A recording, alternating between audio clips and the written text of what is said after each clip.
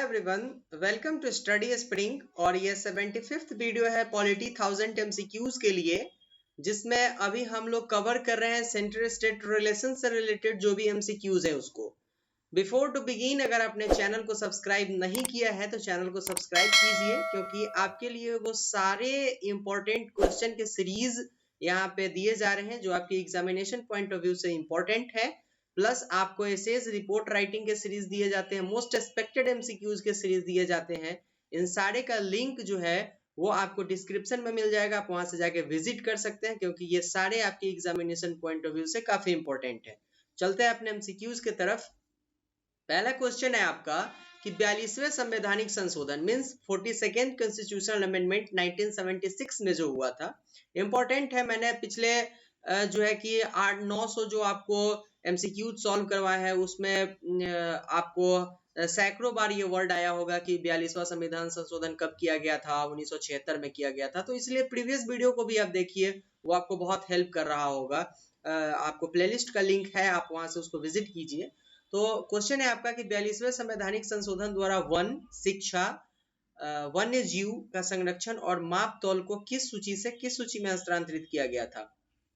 काफी इंपॉर्टेंट है। यहाँ पे आपको दोनों फैक्ट देखना होगा कि पहले ये किस सूची में था और अब ये किस सूची में है। अगर आपके पास दोनों का नॉलेज होगा तभी आप इसको क्लियर कर पाएंगे। तो इसका जो राइट आंसर होगा वो ग होगा, राज्य सूची से समवर्ती सूची में। अब यहाँ पे ये क्लियर है कि 42वें संविधान संशोधन मीन्स 1976 जो था उसका आपका 1976 से पहले जो आपका वन था, शिक्षा था, वन्य जीव का संरक्षण, नाप तौल को जो है वो राज्य सूची में रखा गया था। लेकिन एट प्रेजेंट में अभी अगर क्वेश्चन किया जाए, अभी अगर देखा जाए तो अभी जो आपका वन हो गया, शिक्षा हो गया, या फिर वन्य जीव के संरक्षण हो गए, या फिर माप तौल, ये जो भी चीज है ये सारे समवर्ती सूची मीन्स कंकरेंट लिस्ट पे है। अब यहाँ पे सेंटर भी लॉ बना सकती है, स्टेट भी लॉ बना सकती है। लेकिन पिछले वीडियो में मैंने आपको क्लियर कर दिया था कि यहाँ पे अगर कंफ्लिक्ट पैदा होता है, क्योंकि कंकरेंट लिस्ट पे तो दोनों जो है कि कानून बना सकते हैं, लेकिन जो कानून राज्य सरकार की जो कानून है सेंट्रल गवर्नमेंट के मेन संघ यहाँ पे आपको केंद्र सरकार के जितना दूर तक उस लॉ को अगर काटता है तो वहां तक स्टेट गवर्नमेंट का जो लॉ होगा वो मान्य नहीं होगा। ठीक है, लेकिन एट प्रेजेंट में ये जो भी मैटर आपके हैं ये सारे जो है वो समवर्ती सूची में मेंशन किया गया हुआ है। अभी इसको कब किया गया है तो 42nd कॉन्स्टिट्यूशनल अमेंडमेंट 1976 में किया गया है। नेक्स्ट क्वेश्चन देखते हैं हम लोग। किन स्थितियों में संसद राज्य सूची के विषय पर कानून का निर्माण कर सकती है। इंपॉर्टेंट क्वेश्चन है। अगर कभी चाहे तो सेंट्रल गवर्नमेंट जो है वो स्टेट से रिलेटेड जो मैटर है उस पर कानून बना सकती है, लेकिन कब कानून बना सकती है ये इंपॉर्टेंट है आपका यहाँ पे, और इसी से रिलेटेड क्वेश्चन आपसे पूछे गए हुए। तो पहला जो कंडीशन आपके पास है वो क्वालिफाई करवा करके आप देखिए कि क्या ये क्वालिफाई कर रहा है या नहीं। तो आपातकाल जो आपका बोलता है पहले कि आपातकाल की स्थिति में जो है वो संसद क्या करेगा कि लॉ बना सकती है राज्य सरकार के लिए कि नहीं। तो ये राइट आंसर इसका हो जाएगा, ये भी है। नेक्स्ट आपका है कि 2 या 2 से अधिक राज्यों की सहमति से। अब कभी ऐसा होता है कि 2 या 2 से अधिक राज्य मिलकर के एक जो रिजोल्यूशन पास करते हैं कि हमारे लिए भाई आप इस मैटर पे कानून बना दीजिए, वो पार्लियामेंट को ये पावर दे देती है। तो इस कंडीशन में भी जो है वो संसद जो है वो लॉ बना सकती है, उनके लिए विधि का निर्माण कर सकती है। या फिर कभी ऐसा मैटर आता है कि अंतरराष्ट्रीय संधि हो या फिर समझौता हो तो उसको किसी राज्य में लागू करने के लिए भी संसद लॉ बना सकती है किसी राज्य के लिए।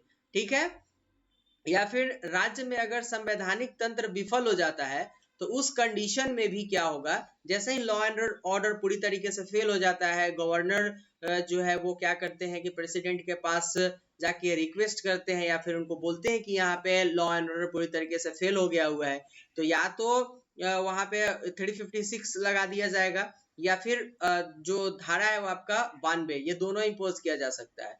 लेकिन अगर 356 लगा होगा राज्य में संवैधानिक तंत्र के विफल होने पर मीन्स राष्ट्रपति शासन, तो क्या होगा यहाँ पर कि इस कंडीशन में भी अगर पार्लियामेंट चाहे तो राज्य के लिए लॉ बना सकती है। तो इसका राइट आंसर जो हम लोग देंगे वो लास्ट वाला देंगे, इसका राइट आंसर आपका हो जाएगा ई। ठीक है, नेक्स्ट क्वेश्चन देखते हैं हम लोग। क्या भारतीय संघ का कोई राज्य विदेशी राष्ट्र से या अंतरराष्ट्रीय संगठन से ऋण लेने के लिए ऋण ले सकता है? तो इसका राइट आंसर आपका ख हो जाएगा नहीं, क्योंकि सिर्फ संघ को पावर है कि वो किसी अंतरराष्ट्रीय संगठन से या फिर विदेश से ऋण ले सकती है या उसको ऋण दे सकती है। ये स्टेट गवर्नमेंट के पास पावर नहीं होता है। स्टेट गवर्नमेंट केवल सेंटर से ये चीज ले सकती है, सेंटर से केवल ऋण ले सकती है, न कि वो अंतरराष्ट्रीय संगठन या फिर विदेशी किसी राष्ट्र से। राइट आंसर ख हो जाएगा। नेक्स्ट देखते हैं, निम्न में कौन सा कर शुल्क संघ सरकार के अधिकार क्षेत्र में नहीं आते हैं? तो ये सारे जो फैक्ट्स हैं ये आपके किसी भी एग्जाम में पूछे जा सकते हैं, ना कि ये आपके एसएससी के एग्जाम में पूछे जाएंगे या फिर और एग्जाम, या आपके यूपीएससी बीपीएससी या फिर जितने एग्जाम कंडक्ट होती है जिसमें जीके से क्वेश्चन पूछे जाते हैं उन सारे एग्जाम में ये पूछे जा सकते हैं क्वेश्चन। तो इसका जो राइट आंसर होगा वो च होगा। कृषि पर जो संपदा शुल्क होती है, इसको पढ़ कर लीजिएगा आप।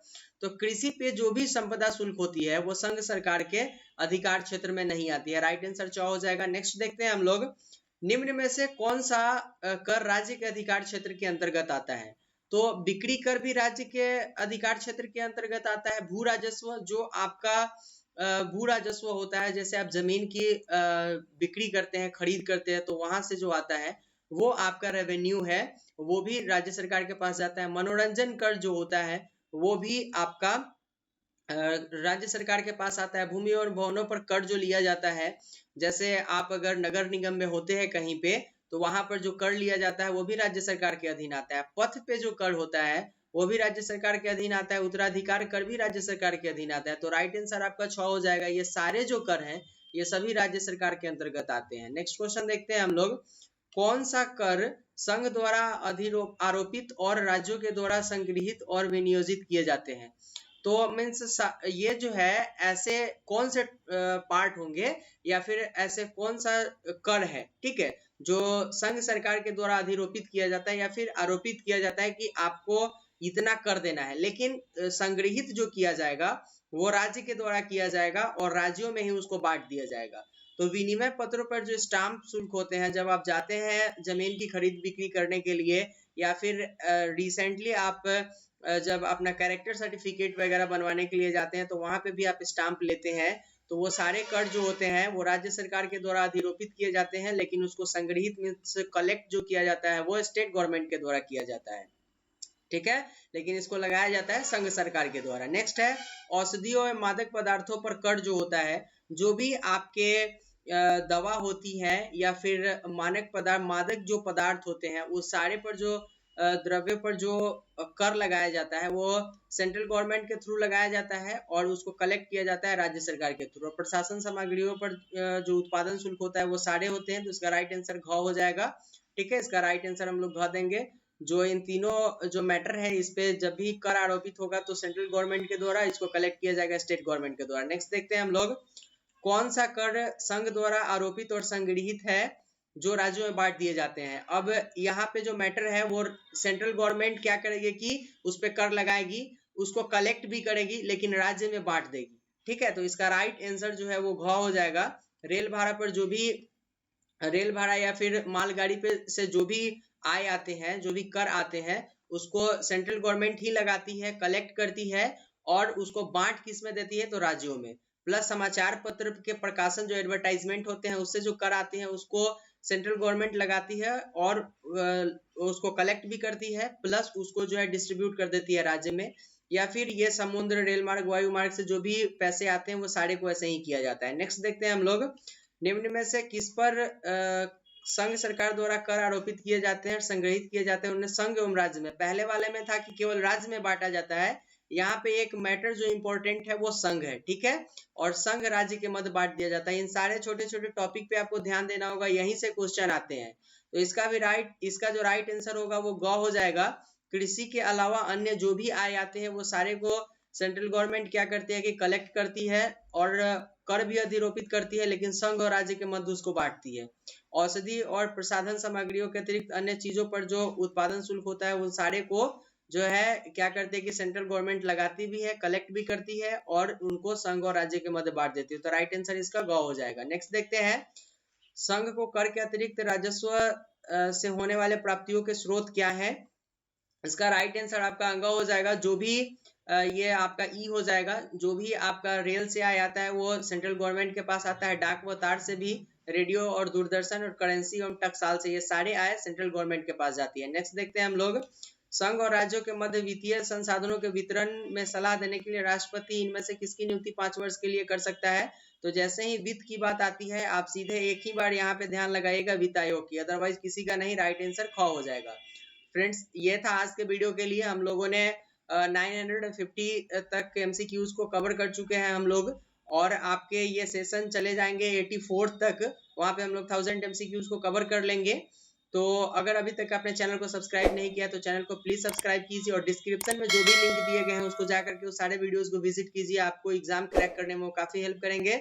ये था आज के वीडियो के लिए। प्लीज चैनल को सब्सक्राइब कीजिए, शेयर कीजिए। मिलते हैं नेक्स्ट वीडियो में। Thank you and good.